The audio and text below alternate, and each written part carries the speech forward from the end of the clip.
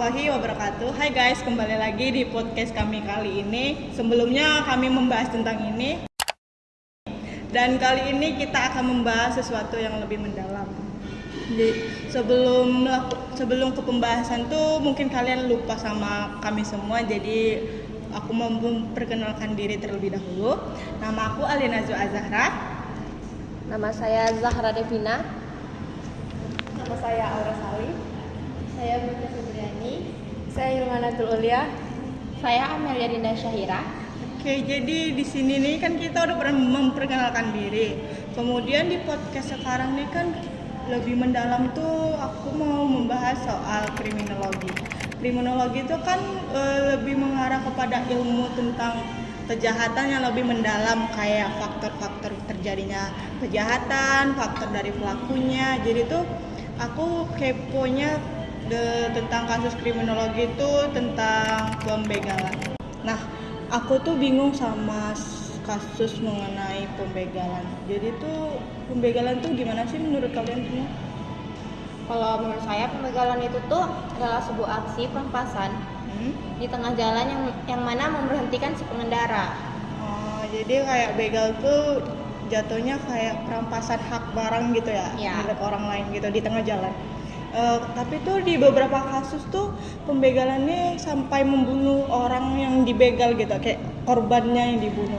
Jadi menurut kalian tuh itu tuh tindakan kejahatan yang serius atau enggak sih? Itu termasuk serius sih, apalagi kayak korbannya itu melakukan perlawanan. Terus yang mana si pelaku ini udah membawa senjata tajam gitu, yang jadinya kan kayak terjadi pembunuhan. Jadi menurut Aurel tuh pembegalan tuh adanya pembunuhan karena pelaku korbannya itu melakukan perlawanan gitu ya kan. Nah, aku tuh bingungnya pembegalan tuh kan terjadi kayak terang-terangan di tengah jalan gitu. Nah, faktornya apa sih kenapa mereka ngelakuin hal itu? Siapa yang mau jawab sih? Saya aja. Kalau menurut saya adalah dari segi faktor ekonomi, yang mana tuntutan ekonomi kayak nggak mempunyai uang, terus dia tidak kerja, pengangguran tuh, jadi menimbulkan rasa ingin mencuri, yang mana kan itu mendesak kan. Terus juga ada kekurangannya pengawasan terhadap orang tua ataupun dari pihak keamanan, terus juga ketimpangan sosial juga, dan tidak ada rendahnya tingkat pendidikan. Itu sih. Jadi faktor-faktor tadi kan udah kita bahas sama Amel. Nah, aku tuh bingung untuk hal kayak pencegahan dari begal ini apa gitu. Karena kan di beberapa daerah tuh masih dibilang rawan atau banyak gitu melakukan pembegalan. Jadi menurut kalian tuh pencegahannya tuh gimana sih? Kalau untuk pencegahan tuh kayak bisa hindari jalanan yang sepi gitu. Ajak teman juga untuk beriringan. Yang kedua tuh jangan memancing pelaku. Memancing tuh gimana tuh maksudnya? Memancing tuh kayak kita pakai perhiasan yang banyak gitu kan. Terus membawa alat pelindungan diri seperti kayak semprot cabai. Seperti itu sih kalau. Oke, jadi tuh pencegahan tadi udah dibahas oleh Aurel kan. Yang pertama tuh tadi tuh jangan sendirian di tempat yang sepi. Terus juga jangan memancing mereka kayak membawa banyak perhiasan atau hal-hal yang mengundang mereka untuk melakukan hal tersebut juga ya kan. Nah, jadi aku mau nanya lagi, kan pembegalan tuh udah terjadi. Terus kayak penanggulangan dari penegak hukum tuh gimana untuk masyarakat agar kayak mereka lebih hati-hati lagi untuk hal itu? Ya, siapa yang mau jawab? Saya aja. Oke.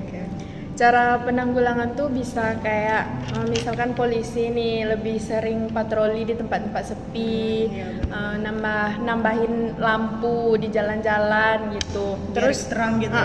Terus peran keluarga juga penting di sini biar anaknya nggak salah pergaulan gitu. Terus kita menambahi lapangan pekerjaan kan, lapangan pekerjaan nih merupakan salah satu faktor terjadinya pembegalan. Jadi kita harus memperluas lapangan pekerjaan. Itu aja. Berarti itu pembegalan ini lebih banyak dilakukan oleh pelajar gitu lah ya kan. Kayak orang-orang yang kurangnya pekerjaan gitu. Jadi ya sih benar juga. Nah, jadi tuh kita tadi tuh udah bahas soal faktor yang pertama, yang kedua pencegahan, yang ketiga penanggulangan. Nah, aku tuh kepo sama reaksi masyarakat. Kan kita ini juga termasuk masyarakat gitu kan. Nah, kalau terjadi pembegalan tuh gimana sih reaksi kita gitu loh? Siapa yang Di reaksi masyarakat menurut saya tuh yang pastinya mereka tuh takut dan gak nyaman karena banyaknya pembegalan di daerah mereka.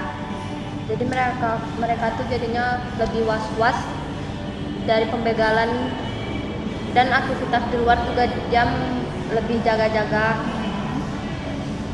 Dan reaksi kedua tuh lebih ke daerah yang menjadi rawan pembegalan itu jadi jelek citranya, karena kayak di beberapa tempat tuh sering terkenal akan rawan pembegalan, dan masyarakat itu jadi takut buat mengunjungi tempat tersebut.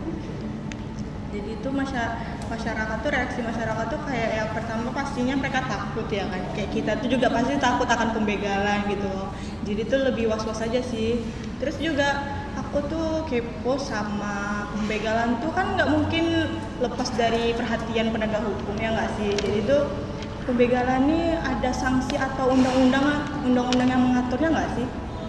Pastinya ada. Pada pasal 365 ayat 1, jika seorang pelaku melakukan tindakan pidana akan dipenjara 9 tahun. Dan juga jika ia melakukan tindakan pidana disertai dengan kekerasan, maka akan ditindaklanjuti lebih lama, dan hukum pidananya juga lebih lama, bisa sampai 15 tahun. Kekerasannya itu kayak mungkin kebacokan atau melukai korban gitu. Ya, karena pelaku juga nggak mungkin kan kalau memegang tuh tangan kosong gitu. So, setelah sharing dengan kakak-kakak kita ini tentang pembegalan, aku tuh lebih paham, jadi kayak nggak kepo lagi kalau pembegalan itu gimana faktornya. Mungkin karena yang pertama tadi kan kata Amel tuh faktornya karena ekonomi, kemudian pergaulan. Nah, terus kayak pencegahan dari pembegalan tuh kayak tadi tuh yang dijelasin sama Aurel, kemudian dari penanggulangan dari penegak hukumnya juga udah dijelasin sama Hilma. Kemudian kayak reaksi masyarakat, kayak reaksi kita juga udah kita bahas. Terus kayak hukuman-hukuman dari pembegalan itu juga udah kita bahas. Jadi mungkin sampai situ saja podcast kami kali ini. Jadi mungkin next time kita akan melakukan podcast lagi. Jadi bye. Bye.